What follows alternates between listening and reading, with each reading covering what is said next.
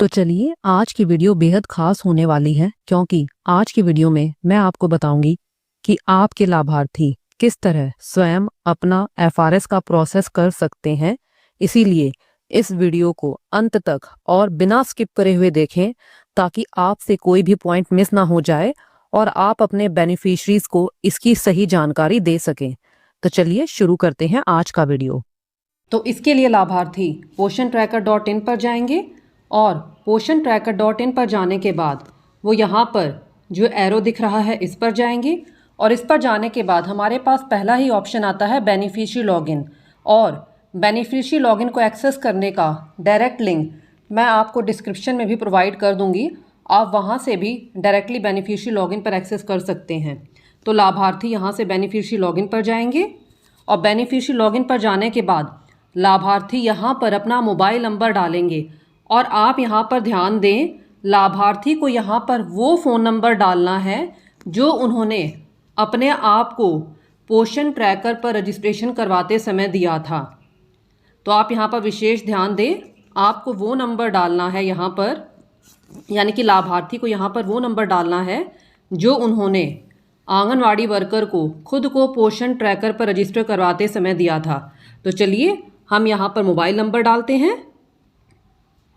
Mobile number डालने के बाद हम रिक्वेस्ट OTP करेंगे और रिक्वेस्ट OTP करने के बाद जो ये मोबाइल नंबर है इन पर OTP गया है और ये OTP केवल 5 मिनट के लिए ही वैलिड है। तो चलिए लाभार्थी अपना OTP डालता है।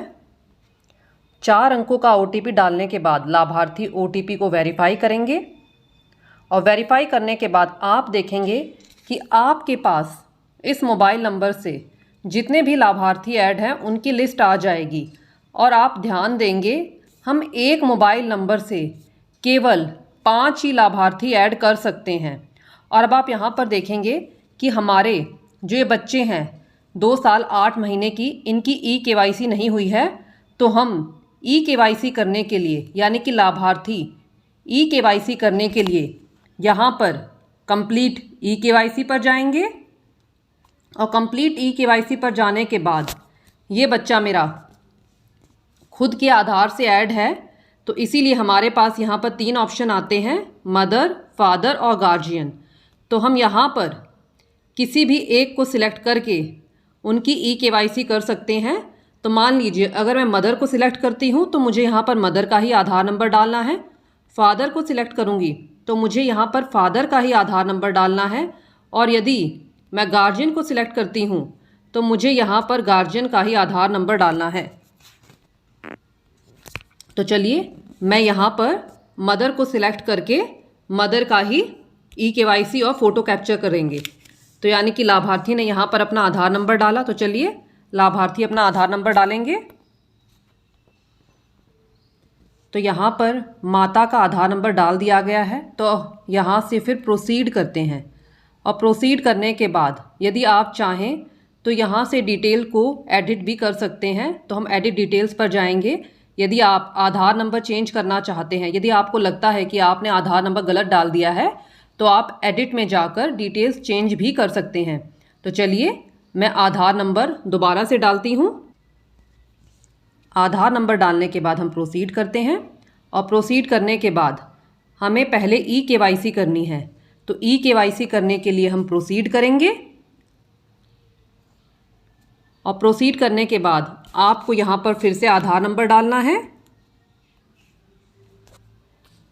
आधार नंबर डालने के बाद हम ये कैप्चा कोड बिल्कुल एज इट इज़ डालेंगे। और यदि आपको एक कैप्चा कोड समझने में दिक्कत होती है तो आप यहाँ से ट्राई अनदर करके कोई दूसरा भी चेंज कर सकते हैं। तो चलिए हम ये कैप्चा कोड डालते हैं 7। ये कैप्चा कोड डालने के बाद, यानी कि आधार नंबर और कैप्चा कोड डालने के बाद हम यहाँ से नेक्स्ट करेंगे। और नेक्स्ट करने के बाद लाभार्थी के मोबाइल नंबर पर OTP गया है। तो चलिए हम OTP लेते हैं। चलिए लाभार्थी 6 अंकों का OTP डालेंगे। OTP डालने के बाद यहाँ से कंटिन्यू करेंगे और अभी प्रोसेसिंग चल रही है। कंटिन्यू होने के बाद आप देखेंगे कि यहाँ पर हमें यहाँ से इसे अलाउ करना है। आप देखेंगे कि इनका ई-केवाईसी प्रोसेस सक्सेसफुली कंप्लीट हो गया है। लाभार्थी ने अपनी ई-केवाईसी कंप्लीट कर ली है, तो अब लाभार्थी को अपना फ़ोटो लेना है। तो इसके लिए प्रोसीड टू फेस कैप्चर पर जाएंगे और प्रोसीड टू फेस कैप्चर पर जाने के बाद आपको यहाँ पर कुछ इंस्ट्रक्शन दिए हुए हैं, तो आपने यहाँ पर इन्हें फॉलो करना है और फिर यहाँ से आप प्रोसीड पर जाएंगे और प्रोसीड पर जाने के बाद आप यहाँ से इसे एक्सेप्ट एंड कंटिन्यू करेंगे। और आप यहाँ पर ध्यान दें कि आपको इसमें इन्हीं का फेस कैप्चर करना है, क्योंकि ये बच्चा खुद के आधार से ऐड था, तो हमने यहाँ पर माँ का ही फ़ोटो कैप्चर किया था, सॉरी माँ की ही ई-केवाईसी की थी, तो हमने यहाँ पर माँ का ही फ़ोटो कैप्चर करना है। यहाँ पर हमें इंस्ट्रक्शन भी दिए हुए हैं कि लाभार्थी को अपना फ़ोटो कैसे लेना है, कि बैकग्राउंड प्लेन हो, स्ट्रेट फेस होना चाहिए और वीडियो के दौरान आई ब्लिंकिंग होनी चाहिए। तो चलिए अब यहाँ से प्रोसीड करते हैं और प्रोसीड करने के बाद आप देखेंगे कि कैमरा ओपन हो जाएगा, तो यहाँ से हम कर लेते हैं। अब चलिए, लाभार्थी द्वारा अपना 5 सेकंड का वीडियो रिकॉर्ड किया जाएगा और उसी वीडियो में से फोटो ले ली जाएगी। अभी प्रोसेसिंग चल रही है और यदि लाभार्थी को फोटो सही नहीं लगती तो वो रीटेक फोटो करके दोबारा से फोटो भी ले सकता है, यानी कि दोबारा से अपना वीडियो बनाएगा और उस वीडियो में से फोटो ले ली जाएगी। तो फिर से रीटेक फोटो पर जाते हैं और रीटेक फ़ोटो पर जाने के बाद यहाँ पर देखते हैं क्या होता है।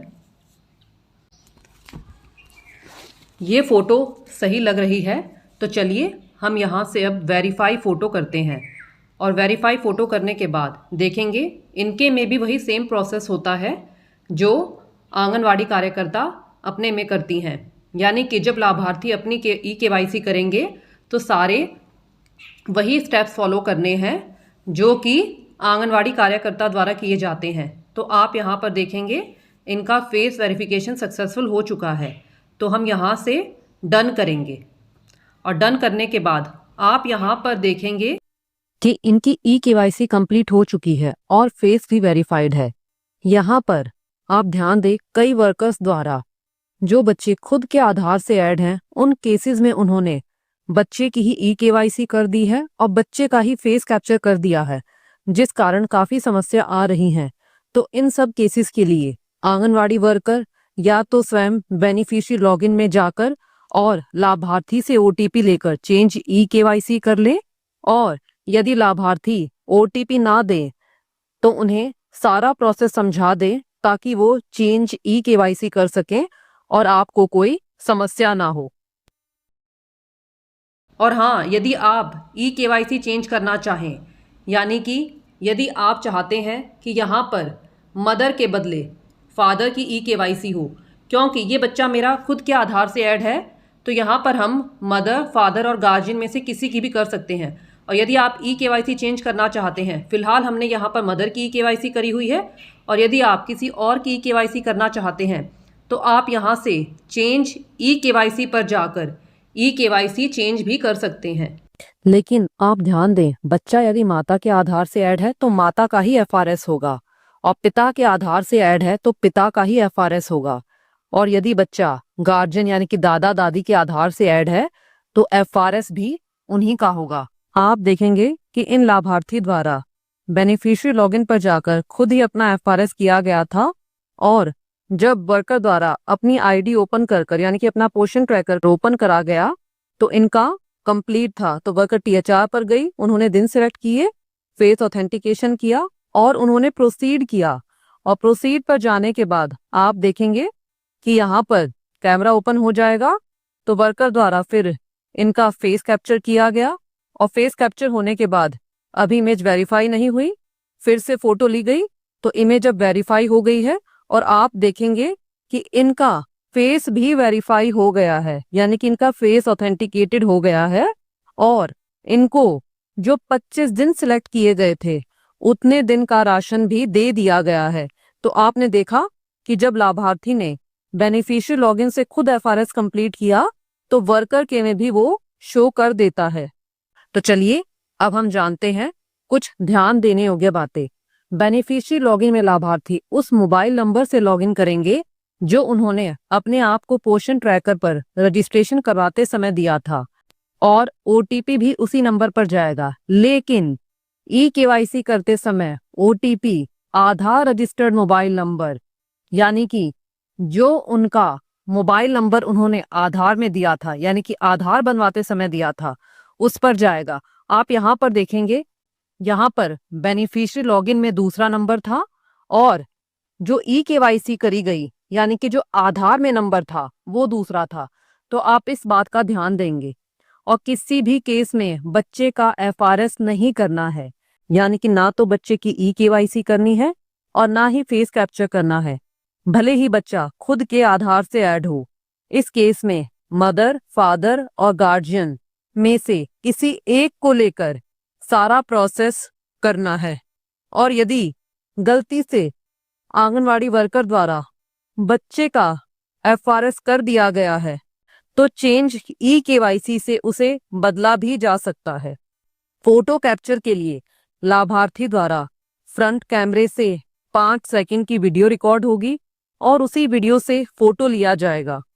लाभार्थी फोटो यानी कि वीडियो बनाते समय प्रॉपर इंस्ट्रक्शंस को फॉलो करें, यानी कि पीछे बैकग्राउंड बिल्कुल प्लेन हो, शैडो ना पड़ती हो, फेस स्ट्रेट रखें, आईज को ब्लिंक करें। तो मैं उम्मीद करती हूँ कि वीडियो आपको अच्छे से क्लियर हो गया होगा और आपके लाभार्थी इस वीडियो को देखने के बाद बहुत ही आसानी से अपना एफआरएस का प्रोसेस कर सकते हैं। तो मैं उम्मीद करती हूँ कि वीडियो आपको पसंद आया होगा और यदि आपके कोई डाउट्स हैं तो आप कमेंट्स में पूछ सकते हैं।